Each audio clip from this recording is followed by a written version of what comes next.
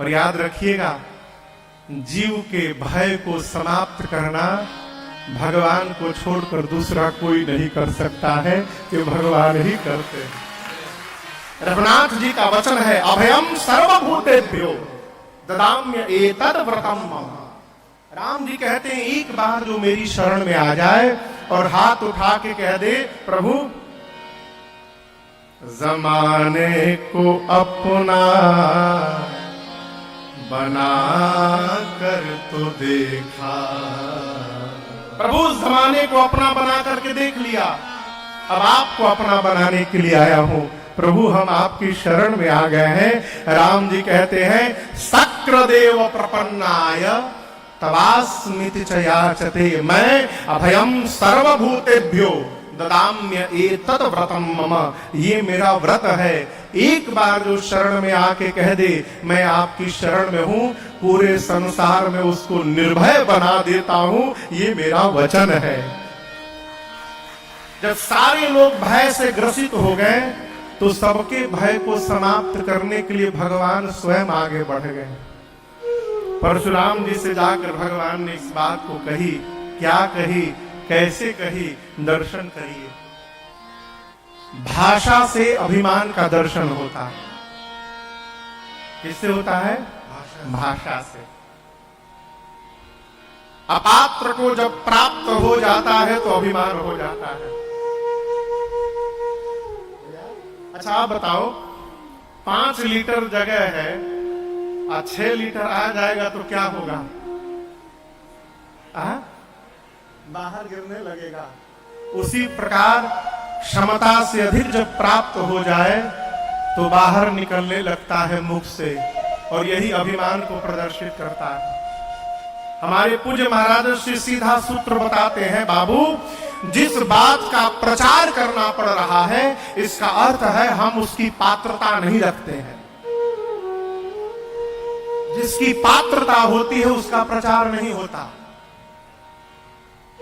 और यदि खोल के आपको सुनाऊं तो यदि कोई करोड़पति आदमी जिसकी कुल संपत्ति 1 करोड़ की हो कम से कम, वो यदि आदमी 5,000 10,000 का साइकिल लेगा तो फेसबुक पर पोस्ट नहीं डालेगा कि हम साइकिल खरीदे हैं, वो के चाबी पकड़त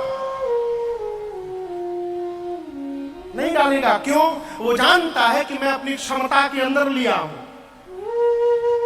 लेकिन सामान्य नौकरी करने वाला लोन लेके तिकड़म लगा के कहीं से कोई गाड़ी ले लिया तो नौकरी से छुट्टी ले लेके 1 महीना सब हित ही घूमेगा।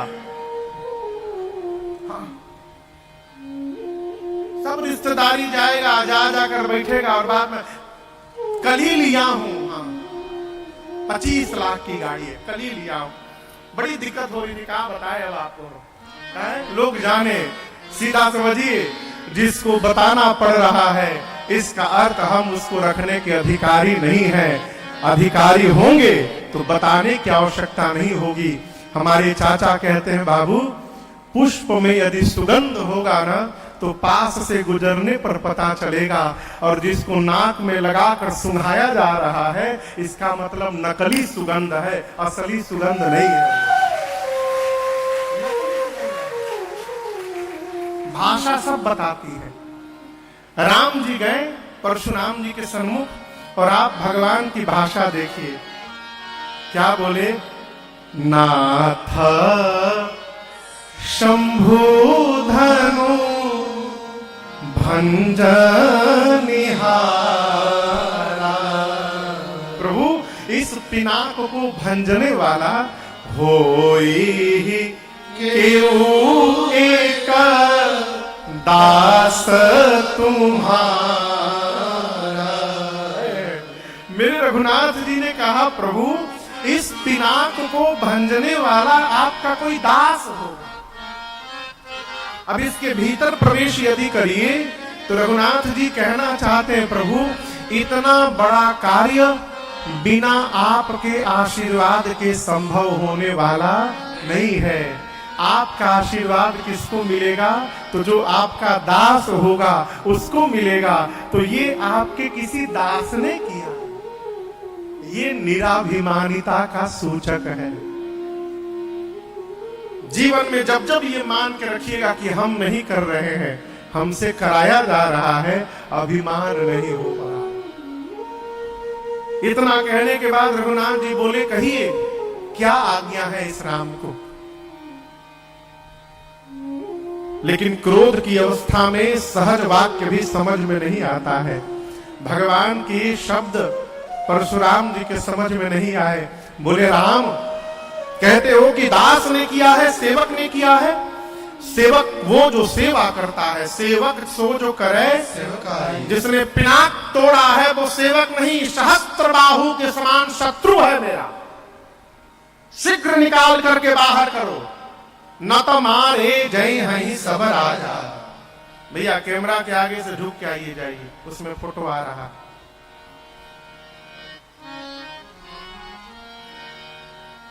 क्या कहा? जिसने पिनाक तोड़ा है वो सहस्त्र बाहु के समान मेरा शत्रु है। निकाल करके बाहर करो, नहीं तो जितने राजा आए हैं सबको मार दूंगा।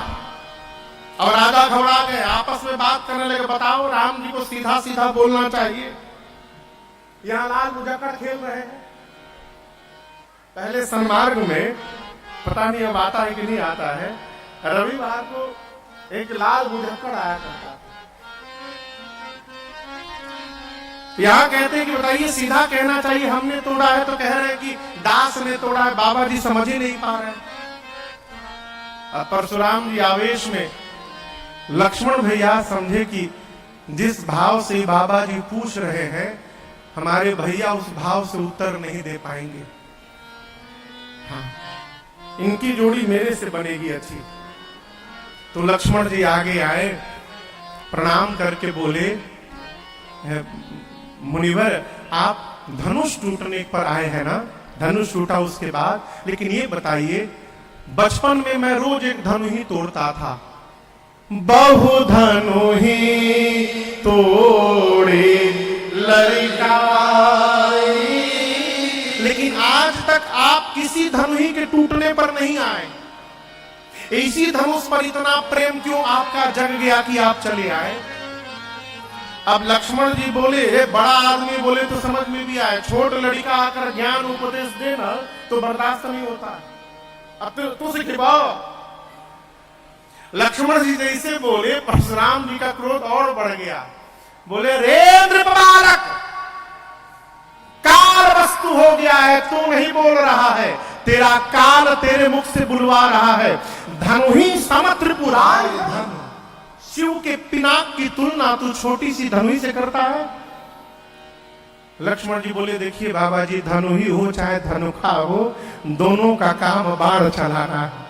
और आप तब से पूछ रहे किसने तोड़ा, किसने तोड़ा ओड़ा नहीं। छुअत टूट रघुपति मेरे भैया का कोई दोष नहीं है, भैया ने केवल टच किया, टूट गया। भैया ने छुआ, टूट गया। छुआ तो टूट रघुपति ही न दोषु। परशुराम जी निकाल लिए फरसा। बोले, फरसा देख रहा है? 21 बार 21 बार धरती को क्षत्रिय विहीन किया हूं, बालक जान के तुझे नहीं मार रहा हूं। लक्ष्मण जी बोले कि देखिए, बात बात में फरसा न दिखाइए, हम कोई कुमड़े की बतिया नहीं है जो हाथ की तर्जनी देख के डर जाएंगे आपसे। पुराना था, टूट गया। आपसे एक बात कहें मुनिवर, हमारे वंश में, रघुवंश में, ब्राह्मण पर और गौ पर प्रहार करना वर्जित है। आप कितना भी ललकारिएगा, हम लड़ेंगे नहीं आपसे, आप ब्राह्मण हैं। क्यों? युद्ध में यदि आपको मार दिया, परशुराम बोले, क्या बोले? मान लीजिए, मान लीजिए युद्ध में आपको मार दिया तो आप ब्राह्मण हैं, ब्रह्म हत्या का पाप लग जाएगा। और युद्ध में यदि आपसे हार गया तो रघुवंशी होकर युद्ध में पराजित होना, ये हमारे कुल पर कलंक लग जाएगा। जीतूंगा तो पाप लगेगा, हारूंगा तो कलंक लगेगा, दोनों में नुकसान हमारा है केवल। इसलिए आप कितना भी ललकारिए, हम आपसे युद्ध करने वाले नहीं हैं। परशुराम जी विश्वामित्र जी से बोले, सुनो, तुम्हारा चेला जितना गोरा है भीतर का उतना काला है। जब बोलता है तो कड़वा बोलता है। तब तक परशुराम लक्ष्मण जी बोले, इतना ही प्रेम है तो बुला के किसी को जुड़वा लीजिए, यहीं पर है। तो फिर बोला, देखो। रघुनाथ जी बोले, मुनिवर, बुद्धिमान लोग छोटे बच्चों की बात पर ध्यान नहीं दिया करते हैं। लक्ष्मण के तो अभी दूध के दांत भी नहीं टूटे हैं, हमारी आपकी क्या बराबरी है। आप सब प्रकार से हमसे श्रेष्ठ हैं। आप ब्राह्मण हैं, हम क्षत्रिय हैं। आपकी अवस्था हमारी अवस्था से बड़ी है। आपका नाम परशुराम है, हमारा नाम तो केवल राम है। हमारा नाम भी आपके नाम से छोटा है, हमारी आपकी कोई बराबरी है। लेकिन परशुराम जी का क्रोध शांत नहीं हुआ। अंत में रघुनाथ जी को कहना पड़ा, मुनिवर, मेरा अपराध उतना बड़ा नहीं है जितना बड़ा आपका क्रोध हो गया है। लक्ष्मण ने आपसे कहा, पुराना ढा टूट गया, और आप तब से युद्ध की बात करते, तो मेरी बात सुनिए। हम स्वभाव बता रहे हैं, रघुवंश की प्रशंसा नहीं कर रहे हैं। हमारा स्वभाव है रघुवंशी का, कालहु डर ही न रन रघुवंशी। हम रघुवंशी युद्ध के क्षेत्र में काल से भी नहीं डरते, हम काल से भी युद्ध करते हैं। परंतु काल से भी युद्ध करने वाला राम आज परशुराम से युद्ध नहीं करेगा। जानते हैं क्यों मुनिवर? आप ब्राह्मण हैं, और जो ब्राह्मण में निष्ठा बना के रखता है मुनिवर, वो पूरे संसार में निर्भय होकर रहता है। इस रहस्य को मैं जानता हूं, मैं लड़ूंगा नहीं आपसे। भगवान के इस गूढ़ वचन को सुनकर परशुराम जी की मति हिल गई। मन में सोचे, इतनी निष्ठा ब्राह्मण में, भगवान को छोड़कर कोई हो नहीं सकता। परिचय कैसे पता चलेगा कि भगवान है? अब दर्शन करिए। परशुराम जी के पास एक और धनुष है ना, अजगौ। क्या नाम है? अजगौ। ये भगवान श्री हरि का धनुष है। धनुष की डोरी एक छोर पे बंधी रहती है और उसके बाद पूरे धनुष में लिपटी रहती है। जब धनुष का स्वामी युद्ध का समय आता है तो डोरी को बाहर घुमाव से निकालकर धनुष को नीचे झुकाकर और अपने हिसाब से प्रतंचा चढ़ाता है। परशुराम जी सोचे कि भगवान के धनुष पर भगवान को छोड़कर दूसरा कोई प्रत्यंचा चढ़ा ही नहीं सकता। यदि ये प्राण इस अजगौ की झुकाकर इसकी प्रत्यंचा चढ़ा दे तो ये निश्चित हो जाएगा कि ये भगवान है। तो परशुराम जी ने कहा, राम, रमापति कर धन लेहु, खैचहु मिटै मोर संदेहु। इसको खींचिए और मेरा संदेह समाप्त करिए। और जैसे परशुराम जी ने दिया, यहां गोस्वामी जी गीता प्रेस में लिखा है, देत चाप आप वहीं चली गयो। चली गया हूं नहीं है, इनके अनुसार जैसे परशुराम जी ने दिया धनुष अपने आप राम जी के पास चला गया। नहीं, ये नहीं अर्थ। क्या है? देता चाप आप ही चढ़ी गया, देता चाप आप ही चढ़ी गया, परशुराम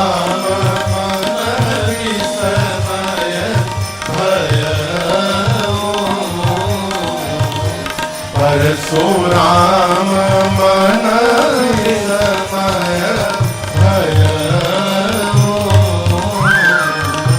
परशुराम मन समय भय। गोस्वामी जी कहते हैं, देत चाप आप ही चढ़ी गयऊ। जैसे रघुनाथ जी ने धनुष पकड़ा, उसकी डोरी अपने आप धनुष पर चढ़ गई। परशुराम जी ने देखा, मन में विस्मय हुआ।